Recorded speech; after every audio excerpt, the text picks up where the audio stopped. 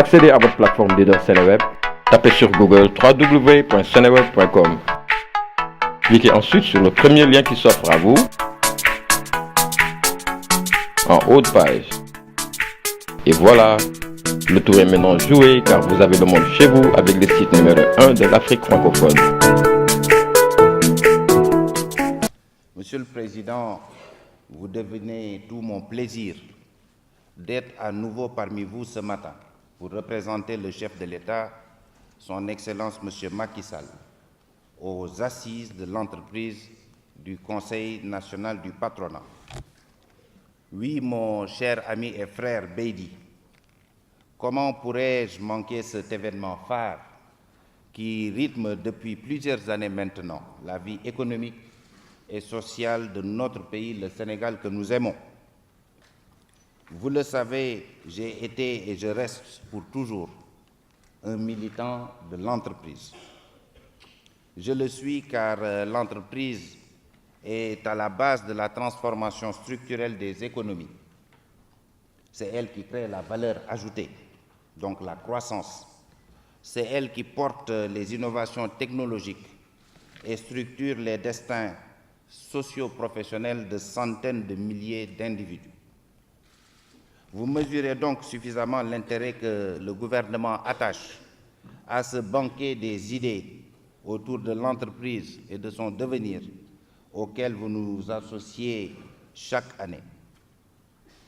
En effet, nous partageons tous une même ambition, celui d'un secteur privé national fort et toujours beaucoup plus fort.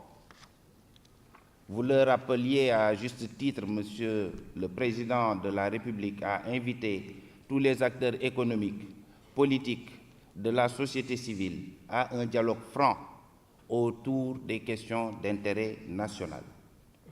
Et c'est sur cette lancée que le ministre de l'Économie, des Finances et du Plan, M.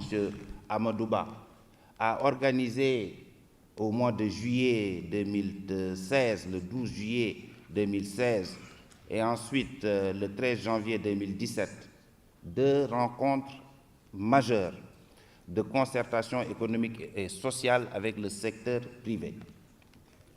Cette démarche participative et inclusive dans la gestion publique est un des traits fondamentaux de la gouvernance du président Macky Sall. C'est aussi le credo de notre gouvernement. Ce dialogue public-privé est fondamental, en effet, pour conforter le climat de confiance entre acteurs du public et du privé. Il facilite les consensus forts autour des enjeux nationaux et permet de dénouer les goulots d'étranglement, dont certains ont été rappelés tantôt par le président Beydi Agne. Le Conseil présidentiel de l'investissement, autre cadre de dialogue avec le secteur privé, nous permettra dans quelques jours, je pense 1 à 2 semaines encore, d'aborder ces questions essentielles. Et toutes ces questions, notamment celles portant sur les réformes. Nous avons engagé en effet une nouvelle génération de réformes à travers le PREAC numéro 2, 2016-2018, afin de stimuler davantage la productivité, l'attractivité et la compétitivité de notre économie. Ce que nous recherchons en définitive, c'est un partenariat plus renforcé entre l'État et le secteur privé. Et je le dis ici de la manière la plus solennelle. Mesdames, Messieurs, distingués invités, vous avez tous constaté avec le président Beydi Agne tout à l'heure que notre pays, le Sénégal, a renoué avec des croissances plus fortes à la faveur de la mise en œuvre du plan Sénégal émergent depuis 2014, avec une croissance de 6,5% en 2015, 6,6% en 2016 et 6,8% attendu à fin 2017. N'est-ce pas, Monsieur le ministre? Monsieur le Président, vous venez de nous citer certains des champions de ce Sénégal en route vers l'émergence. Et je voudrais les féliciter tous au nom du Président de la République et du gouvernement. La valeur ajoutée, donc la croissance, c'est d'abord vous, c'est le fruit de votre production, de votre investissement, de vos efforts. On observe en effet un regain de dynamisme dans les secteurs de l'économie, avec la reprise des grandes unités industrielles comme les ICS, la Sonacos qui reprend, les cimenteries, la relance du tourisme, le redressement des activités du secteur primaire, le renforcement du plateau d'infrastructures structurantes, mais aussi de plus en plus la nouvelle économie, l'économie du futur, les nouvelles technologies de l'information et de la communication, qui ne sont plus nouvelles d'ailleurs. Toutefois, nous sommes conscients que des contraintes structurelles freinent encore le développement de certaines branches de l'économie. Et c'est pourquoi il nous faut plus de dialogue, mais aussi une plus forte implication du secteur privé national et international dans la mise en œuvre du plan Sénégal émergent.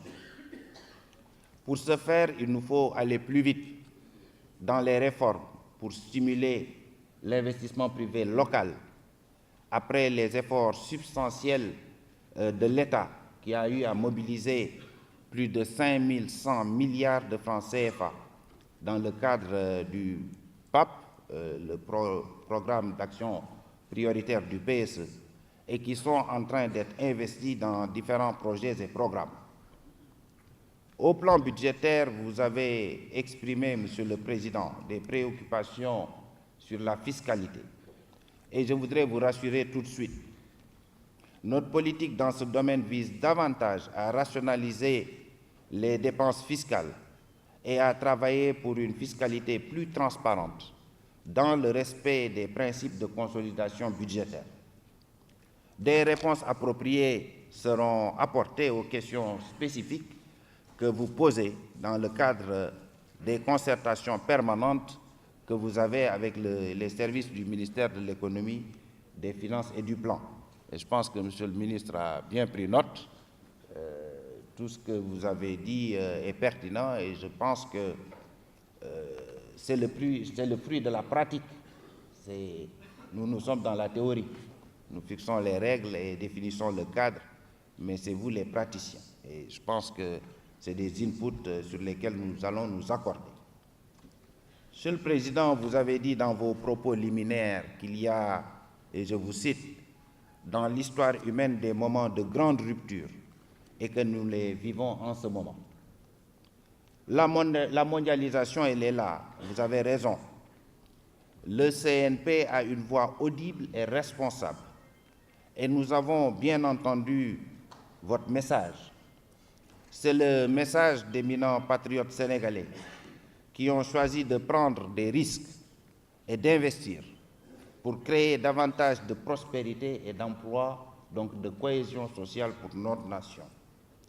Le gouvernement n'a d'autres alternatives que de vous accompagner. C'est notre choix, c'est celui du chef de l'État et je voudrais le réaffirmer ici.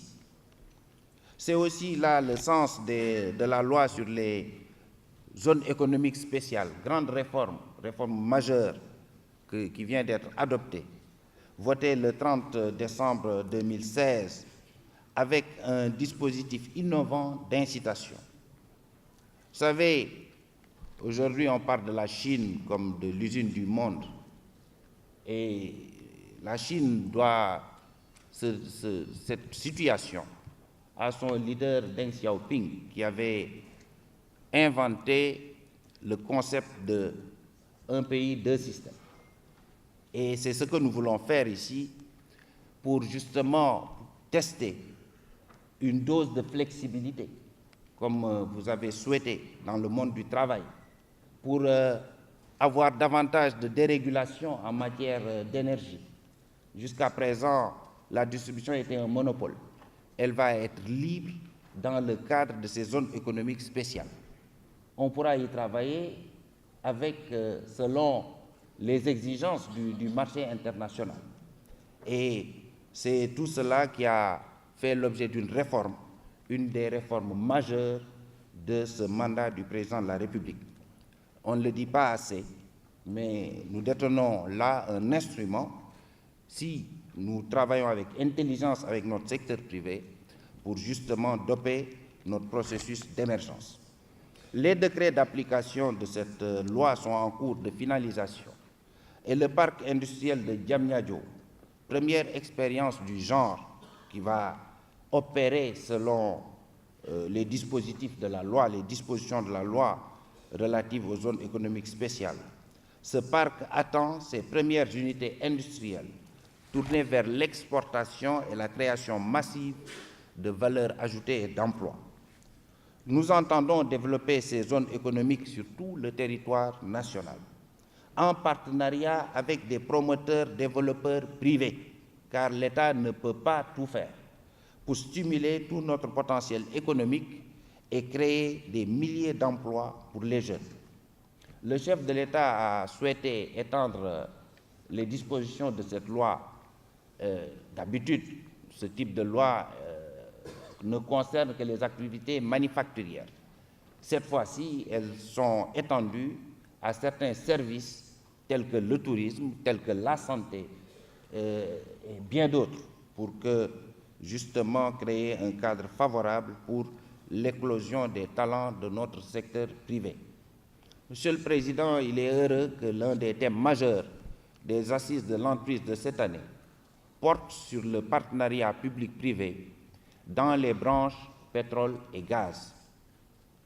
C'est une excellente initiative et le gouvernement s'en réjouit. En effet, les récentes découvertes pétrolières et gazières augurent d'une ère nouvelle porteuse d'espérance pour notre pays. Le gouvernement a déjà montré plusieurs fois sa volonté d'assurer en toute transparence et en toute responsabilité une gestion rigoureuse, inclusive et durable de nos ressources. La mise en place du comité d'orientation stratégique du pétrole et du gaz, le COS-Pétrogaz, par le président de la République et qui préside lui-même, son Excellence Monsieur le Président Macky Sall, en est une parfaite illustration. Le COS-Pétrogaz doit assurer une impulsion dynamique du secteur de l'énergie et un contrôle stratégique du processus de valorisation des réserves pétrolières et gazières, à travers notamment le renforcement des actions de l'initiative pour la transparence des industries extractives. Un des objectifs recherchés est également la création d'un écosystème favorable au secteur privé, notamment national. Le pétrole demain, c'est des entreprises, des milliers d'entreprises qui doivent être créées par vous. Transport par hélicoptère pour amener le personnel qui travaille sur les plateformes offshore, des sociétés de location de véhicules, des hôpitaux privés. C'est un ensemble de possibilités qui s'offrent à vous. Pour accéder à votre plateforme leader Seneweb, tapez sur Google www.seneweb.com. Cliquez ensuite sur le premier lien qui s'offre à vous en haut de page.